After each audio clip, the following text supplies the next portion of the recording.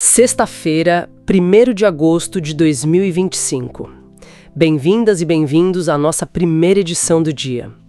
Hoje o nosso foco é um tema fundamental: a importância do letramento racial, começando desde a infância, sabe? A gente vai fazer uma exploração mais a fundo de como ele se torna um caminho essencial para a resistência, para a construção da identidade e também para a busca por justiça social aqui no Brasil, olhando para o que as nossas fontes trouxeram. Tem uma frase que, resume bem o ponto de partida.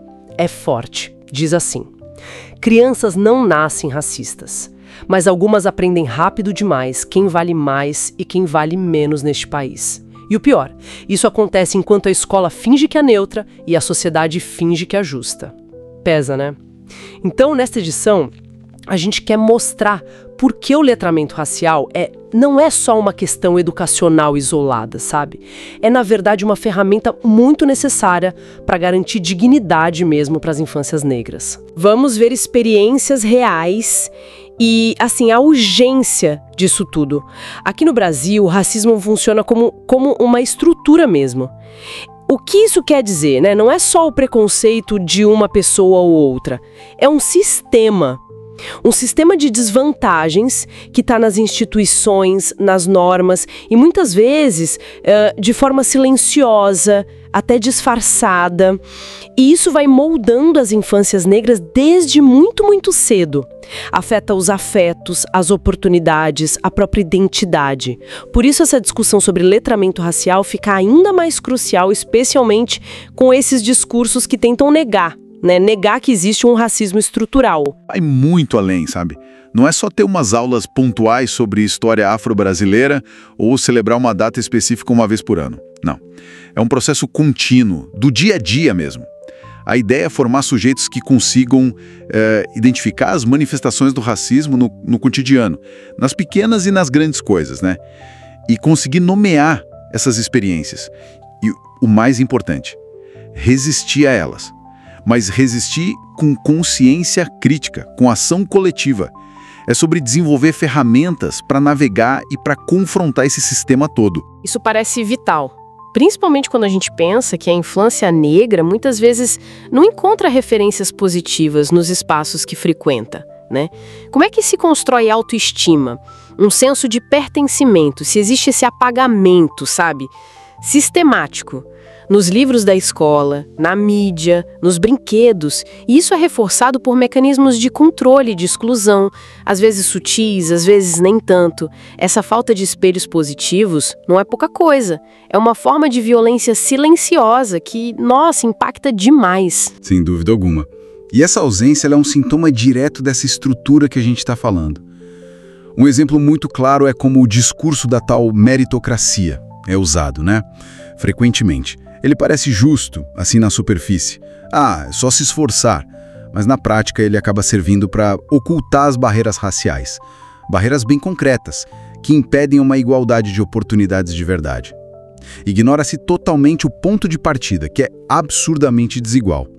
O letramento racial, nesse ponto, ele é crucial para desconstruir esses mitos, para dar nome às desigualdades e entender de onde elas vêm, as raízes históricas, sociais. E é interessante ver como isso aparece em ações práticas, né?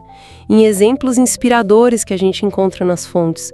Tem um caso bem marcante de uma pedagoga negra. A trajetória dela é impressionante, superou dificuldades enormes, cresceu sem certidão de nascimento, imagina.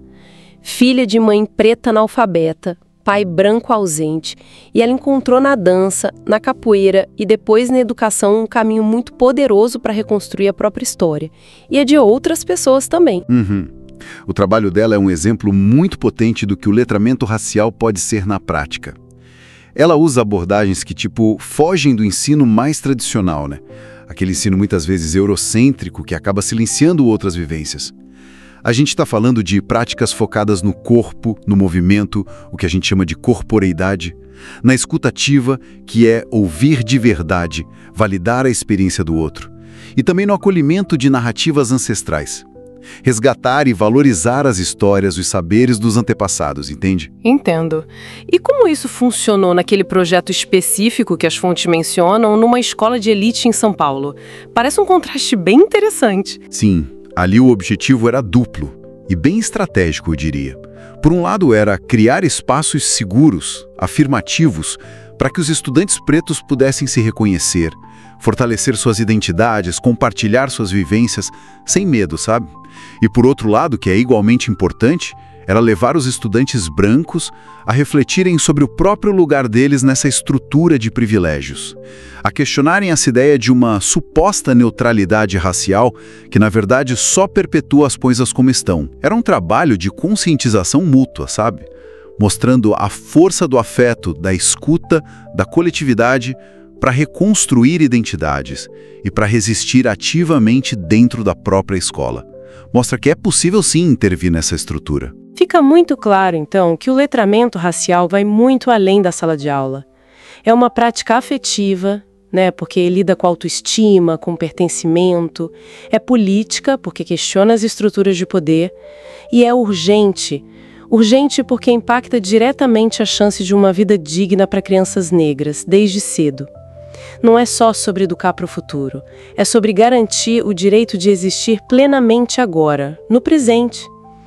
E refletindo sobre tudo isso, fica uma questão, né, para a gente pensar. Se o objetivo é mesmo uma sociedade mais justa, mais equitativa, o quanto a gente está disposto a ir além de só incluir uns tópicos raciais no currículo e começar a redesenhar as próprias estruturas que mantêm a desigualdade funcionando. Fica aí para pensar. Bom, agora a gente vai para um rápido intervalo e já volta.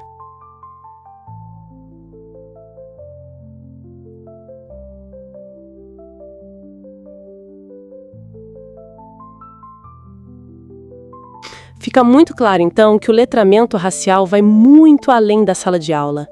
É uma prática afetiva, né, porque lida com autoestima, com pertencimento. É política, porque questiona as estruturas de poder. E é urgente. Urgente porque impacta diretamente a chance de uma vida digna para crianças negras, desde cedo. Não é só sobre educar para o futuro, é sobre garantir o direito de existir plenamente agora, no presente. E refletindo sobre tudo isso, fica uma questão, né, para a gente pensar. Se o objetivo é mesmo uma sociedade mais justa, mais equitativa, o quanto a gente está disposto a ir além de só incluir uns tópicos raciais no currículo e começar a redesenhar as próprias estruturas que mantêm a desigualdade funcionando. Fica aí para pensar. Bom, agora a gente vai para um rápido intervalo e já volta.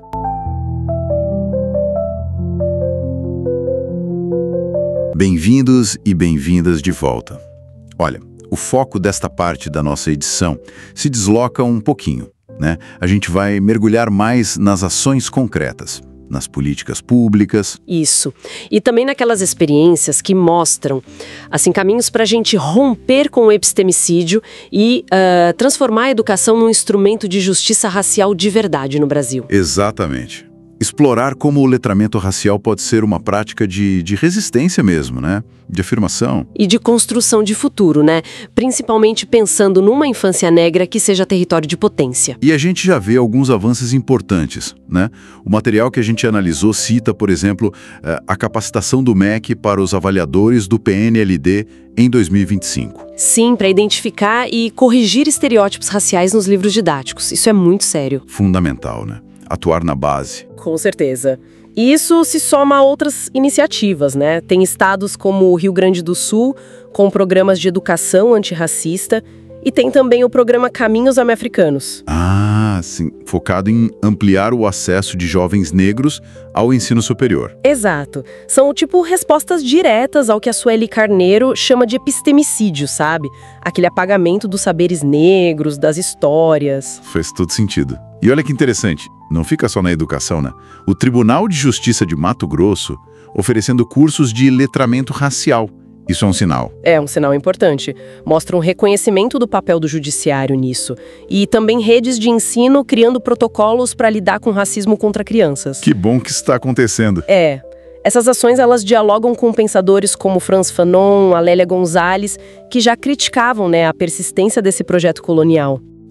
E o novo Plano Nacional de Educação, o de 2024-2034, ele também reflete um pouco essa pressão por equidade racial. Claro, impulsionado por movimentos importantes como o Instituto Peregun, o UNEAFRO, GLE10, a CONAC. É a sociedade civil pressionando, né? Sem dúvida. E saindo um pouco dessas estruturas maiores, tem uma história muito forte numa das fontes de uma jovem atriz negra que hoje é protagonista de novela. Ah, essa história é muito ilustrativa. Ela conta que cresceu na periferia ouvindo da mãe que precisaria se esforçar o dobro. Nossa. Que peso isso carrega, né? Um peso imenso, mas é assim um mantra de sobrevivência para muitas famílias negras, infelizmente. O interessante é que mesmo antes do letramento racial mais, digamos, formal... Vindo das leituras, né? Isso, das leituras de Conceição Evaristo, Lélia Gonzalez, Beatriz Nascimento, já existia ali uma consciência sendo cultivada. No afeto, na disciplina familiar, a trajetória dela acende um alerta, né? Sobre a urgência do acesso à arte, à cultura. Como espaços de cura e afirmação, né? Exatamente. E a arte aí não é enfeite, né?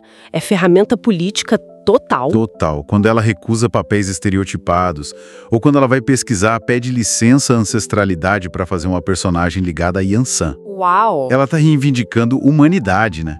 Abrindo caminhos como o Abdias Nascimento tanto defendia.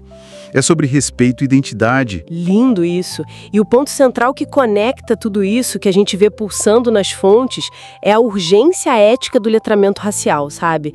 É um chamado para a gente romper com aquela neutralidade cúmplice. Que a Lélia Gonzalez falava, né? Aquele não se posicionar que já é uma posição. Exatamente. E romper também com o pacto narcísico da branquitude. Essa tendência de se autoafirmar ignorando o outro. E fica muito claro que essa não é uma luta individual, né? As experiências mostram a força do coletivo. Totalmente. São as mães, as professoras, os artistas, as comunidades. A consciência negra é fundamental para que a presença em espaços de poder não seja só tipo para inglês ver, sabe? Para que transforme mesmo esses espaços. Isso, o objetivo final é construir pertencimento, é garantir dignidade. É afirmar as existências negras com alegria, com liberdade. Tem uma frase que ficou martelando aqui, das fontes. A infância negra não precisa ser dor. Mas enquanto o racismo for estrutural, o silêncio será cúmplice. Forte, né? Muito forte. É um lembrete, né? Que educar precisa ser com afeto, sim, mas tem que ter coragem e consciência. Senão a gente continua cultivando desigualdade desde o berço. Pois é. O letramento racial precisa ser prioridade. Para ontem. Se a gente quer uma sociedade menos hipócrita, mais justa. Fica então essa reflexão que o material nos traz. Como é que o letramento racial pode ser incorporado no nosso dia a dia? Nas pequenas ações, nas grandes, para garantir que a infância negra seja, de fato, um território de potência. Os links para as fontes que serviram de base para a criação desta edição e também o acesso a outros artigos, eles estão todos na descrição do episódio, tá? E lembrando sempre, o podcast vai ao ar de segunda a sexta, às 7 horas, meio-dia e 17 horas, e aos sábados, ao meio-dia. Um abraço e até a próxima!